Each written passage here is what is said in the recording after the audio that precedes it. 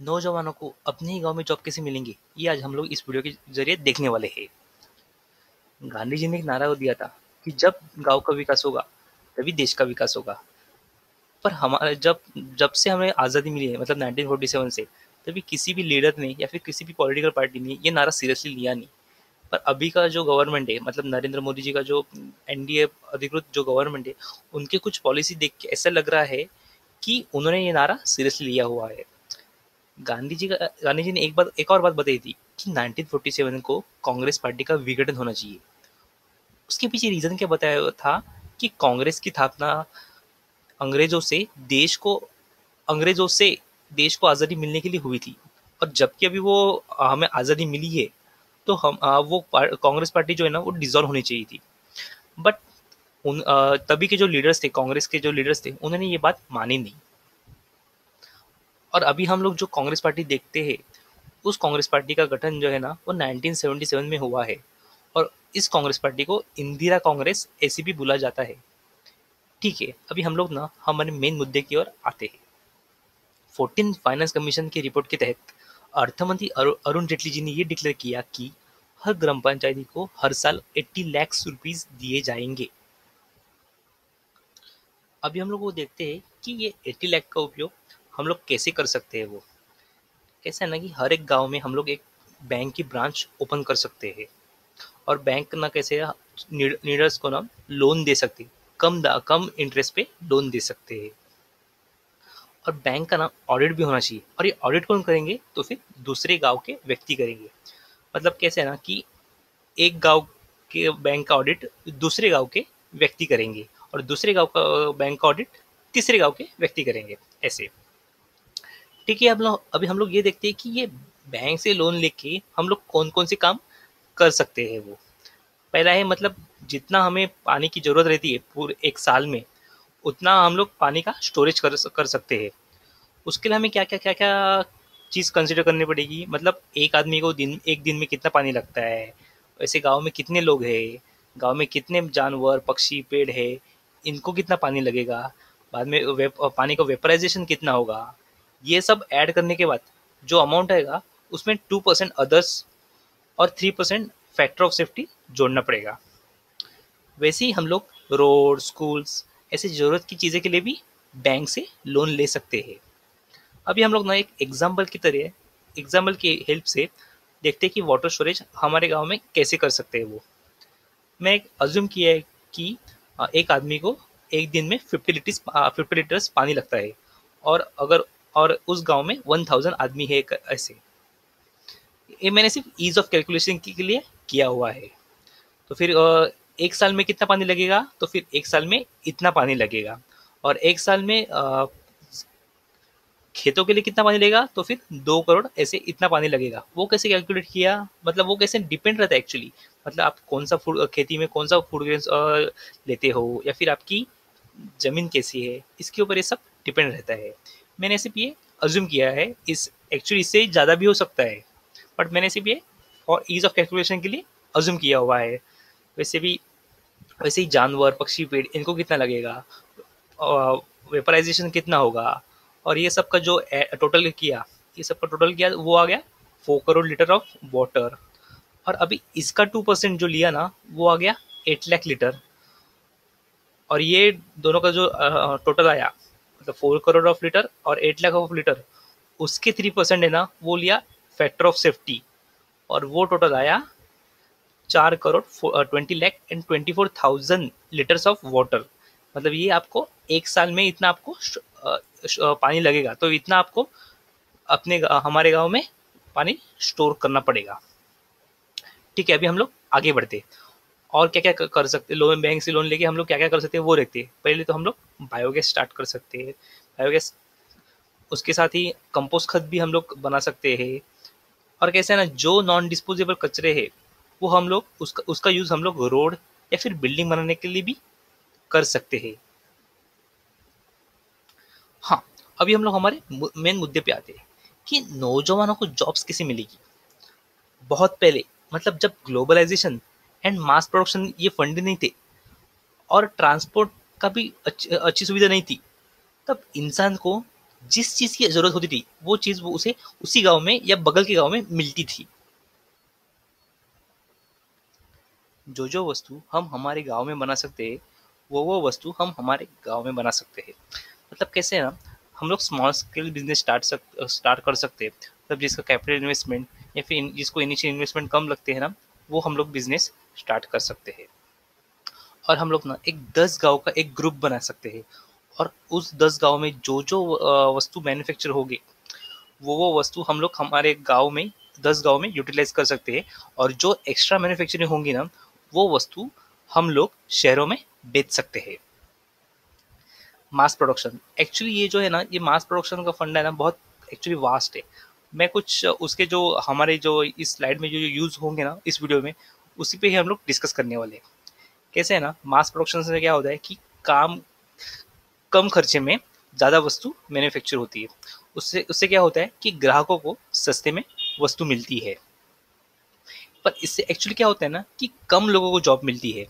और कम लोगों को जॉब मिलती है तो उनके पास बेसिक्स नीड्स खरीदी करने के लिए भी पैसे नहीं होते हैं। और वो गरीब भी रहते हैं। कैसे रहते हैं ना कि कौन सी भी चीज़ 100% बराबर या फिर 100% गलत नहीं होती है। एनीवेज, अभी हम लोग ना हमारे ये टॉपिक पे वापस आते हैं कि नौजवानों को जॉब्स कैसे मिलेगी। और उसका ये जो हम लोग ने 10 गांव का ग्रुप बना के क्या मतलब उसका यूज हो सकता है, और हम लोग कौन सी वस्तु या फिर प्रोडक्ट्स हमारे गांव में मैन्युफैक्चर कर सकते हैं।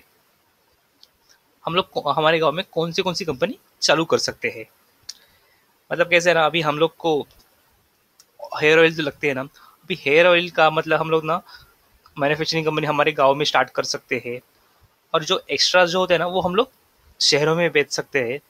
कैसा रहता है ना, मोबाइल टीवी ऐसे जो प्रोडक्ट्स होते हैं ना, उस वो मास प्रोडक्शन से ही बन मैन्युफैक्चर हो सकते हैं। क्योंकि उसका ना सेटअप कॉस्ट जो रहता है ना, वो बहुत ज़्यादा रहता है। तो अभी उसके लिए आपको पैसे तो लगेंगे ना, तो फिर वो पैसे कहाँ से आएंगे। तो जो आपने एक्स्ट्रा जो शहरों में बेचा रहता है, हेयर ऑयल बोलिए या फिर कोई कुछ भी बोलिए, उससे जो पैसा आएगा ना, उस पैसे का उपयोग हम लोग यहाँ पे मोबाइल और टीवी ऐसे प्रोडक्ट्स बाय करने के लिए कर सकते हैं। वैसे ही हम लोग खाने के तेल की फैक्ट्री भी हमारे गांव में स्टार्ट कर सकते हैं। मतलब सनफ्लावर का भी फार्मर्स सनफ्लावर का उत्पादन ले सकते हैं। या फिर मूंगफली का भी उत्पादन ले सकते हैं। वैसे ही क्लॉथ, मतलब कैसे रहता है, हम लोग गांव गांव में या फिर घरों घरों में चरखा या फिर हाथ माग का प्लांट, एक छोटा सा हाथ माग या फिर चरखा स्टार्ट कर सकते हैं। या फिर टूथपेस्ट, मतलब हल्दी नमक नीम कोयला ये सब मिला के, मतलब टूथपेस्ट बना के हम लोग यूज कर सकते हैं। और जो एक्स्ट्रा जो है ना, हम लोग शहरों में बेच सकते हैं। ठीक है, अभी हम लोग ना एक एग्जाम्पल के जरिए देखते हैं कि ये जो जॉब्स का साइकिल है, वो जॉब्स का साइकिल कैसे घूमेगा। और लोगों को गाँव में ही कैसे जॉब मिलेंगे वो। हाँ, अभी राम ने खाने का तेल बाय किया, तो ऑब्वियसली खाने के तेल की कंपनी का सेल बढ़ेगा। फिर क्या होगा उससे कि जो खाने का तेल जो फार्मर्स देते हैं, उनको क्या होगा, उनको जल्दी पैसे मिलेंगे। और उन किसानों का माल जो है ना, वो गांव में ही बेच दिया जाएगा। मतलब कैसे है ना, ट्रांसपोर्ट जो है ना वो कम हो जाएगा। और जो शुगर केन का मतलब गन्ने की जो वैल्यू चेन ना, वैसी वैल्यू चेन हो जाएगी। मतलब कैसे है ना कि सनफ्लावर और जो मूंगफली का जो फार्मर्स उत्पादन लेते हैं, प्रोडक्ट्स निकालते हैं, उनको ना फिक्स बायर मिलेंगे। क्योंकि कैसे ना, मैन्युफैक्चरिंग प्लांट तो गाँव में ही है। तो ऑब्वियसली ये जिसका जो सनफ्लावर और मूंगफली का उत्पादन लेंगे, उनको गांव में ही बायर्स मिल जाएंगे। हाँ, ठीक है, अभी हम लोग यहाँ पे आते हैं कि राम ने खाने का तेल बाय किया और खाने के तेल की कंपनी का सेल बढ़ा। अगर अभी खाने के तेल के कंपनी का सेल बढ़ा तो क्या होगा, तो फिर खाने की कंपनी का मालिक इधर अपने वर्कर्स का पगार बढ़ाएगा या फिर नहीं बढ़ाएगा। अगर हम लोग मान के चल दे कि मालिक अपने वर्कर्स का पगार नहीं बढ़ाता है, तो फिर क्या होगा, वो इधर पैसा खुद के पास रखेगा, नए लोगों को भर्ती करेगा या फिर नई कंपनी स्टार्ट करेगा। अगर नए लोगों को भर्ती करता है या फिर नई कंपनी स्टार्ट करता है, तो क्या होगा, नए लोगों को जॉब्स मिलेगी। ठीक है, अभी हम लोग यहाँ पे आते हैं कि मालिक ने अपने वर्कर्स का पगार बढ़ाया। अगर हम लोग मान के चलते कि मालिक ने पगार अपने वर्कर्स का पगार बढ़ाया, तो शाम जो खाने के तेल की कंपनी में काम कर रहा है, क्या करेगा, शाम इस साल ज़्यादा कपड़े बाय करेगा। वही मतलब जो कॉटन का जो फार्मर्स है ना, उसका भी वैसा ही हो जाएगा। शाम ज़्यादा कपड़े बाय करेगा तो फिर क्या होगा, कंपनी, कपड़े की कंपनी का सेल बढ़ेगा। फिर मतलब हमने जो पहले डिस्कस किया था वही यहाँ पे हो जाएगा कि मतलब मालिक पगार बढ़ाएगा, मालिक पगार नहीं पगार बढ़ाएगा तो क्या होगा, मालिक के पगार नहीं बढ़ाएगा तो फिर क्या होगा, मतलब मालिक अगर पगार नहीं बढ़ाता है फिर तो फिर नए जॉब्स मार्केट्स में कैसे क्रिएट होते हैं, और अगर मालिक पगार बढ़ाता है तो फिर क्या होता है।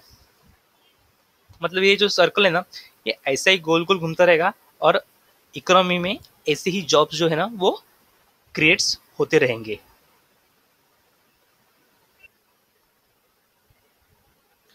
अगर किसी गांव के लोग अच्छा काम कर रहे हैं तो भारत सरकार वो जो 80 लाख दे रहे हैं वो उसकी मर्यादा 80 लाख से बढ़ा के 1 करोड़ भी कर सकते हैं। पर ये भारत सरकार को पता कैसे चलेगी? ऑब्वियसली वो ये बात भारत सरकार को ऑडिट से पता चल सकती है। अगर आपको 80 लाख एक गांव मिल रहे हैं तो कुछ लोग ऐसा भी कर सकते हैं कि एक गांव में 2 ग्राम पंचायत बना सकते हैं। पर एक भारत सरकार का रूल है कि अगर आपको भारत ग्राम सभा का गठन करना है तो उस गांव की पॉपुलेशन जो है ना वो 1500 होनी चाहिए। ठीक है, अभी हम लोग मान के चलते हैं कि एक गांव में 2 ग्राम पंचायत बन गई, तो फिर क्या करने का, वो 2 ग्राम पंचायत को 80-80 लाख नहीं देने का, तो फिर वो 80 लाख जो है ना वो स्प्लिट करने का, और जो 10 10 लैक्स है ना वो पेनल्टी लगाने का, और सिर्फ 70 लाख ही उनको 2 ग्राम पंचायत को दे देने का। इधर वो 70 लाख जो है ना वो 35 लाख ऐसे देने का, या फिर 30 लैक्स और 40 लैक्स ऐसे दे देने का। और वो कैसे देने का, तो फिर मतलब ग्राम पंचायत में कितनी पॉपुलेशन है, कितने गरीब पीपल रहते हैं, कितने को नीड रहता है, और एक्चुअल में खेती कितनी है, मतलब कितने लोग एक्चुअली फार्मर्स है। अभी आप लोग बोले कि पुअर पीपल, अगर पुअर पीपल दारू पीने से पुअर रहे हैं, या फिर कुछ काम ही नहीं कर रहे इसके लिए गरीब रह रहे हैं, या फिर एक भारत सरकार का है ना योजना है ना कि हम दो और हमारे दो, और अगर कुछ लोग हम अपनी फैमिली सिर्फ ज़्यादा फैमिली ज़्यादा ज़्यादा कैसे रहते हैं ना, भारत में ज़्यादातर लोग गरीब क्यों रहते हैं, क्यों गरीब है, क्योंकि जो उनके जो फैमिली जो रहती है ना वो बहुत बड़ी रहती है। तो फैमिली बड़ी रहती है ना तो फिर उनकी नीड्स बढ़ जाती है, और जो उनका जो इनकम रहता है ना वो बड़ी फैमिली को सपोर्ट नहीं कर सकता। इसके लिए बहुत सारे भारत में लोग गरीब गरीब आप देख सकते हो। और अगर इस कारण से आप वो गरीब रह रहे हैं तो वो कंसिडर नहीं करने का। अगर आप गरीब रह रहे और आप मतलब आपका एजुकेशन नहीं हुआ इसके लिए आप गरीब रह रहे हैं तो आप कंसिडर कर सकते हैं, या फिर कुछ प्रॉब्लम की वजह से आप लोग गरीब रह रहे हैं तो आप कंसिडर कर सकते हैं। पर दारू पीने से, या फिर कुछ काम ना करने से, या फिर आपका फैमिली बड़े हो इसके लिए आप गरीब रहे, तो फिर ये चीज़ इधर कंसिडर नहीं करने की। ठीक है, एक और इम्पोर्टेंट बात, उस गांव के लोग ही बिजनेसमैन हो सकते हैं। नहीं तो क्या होगा कि शहर के लोग जमीन लेके कंपनी चालू कर सकते हैं। एक और बात, अगर आप एक कंपनी के ओनर हो तो आप दूसरी कंपनी नहीं स्टार्ट कर सकते। नहीं तो क्या होगा कि जो रिच लोग हैं ना, गांव गांव की बात कर रहा हूँ, मतलब गांव में जो रिच लोग हैं ना वही और रिच रिच हो जाएंगे, और जो पुअर है और पुअर हो जाएंगे। मतलब शहरों में कैसे रिच और पुअर का जो गैप है ना, वैसे ही रिच और पुअर का गैप जो है ना वो गांव में भी बढ़ जाएगा, गांव में भी तैयार हो जाएगा, और वो बढ़ता बढ़ता हो जाएगा। Thank you.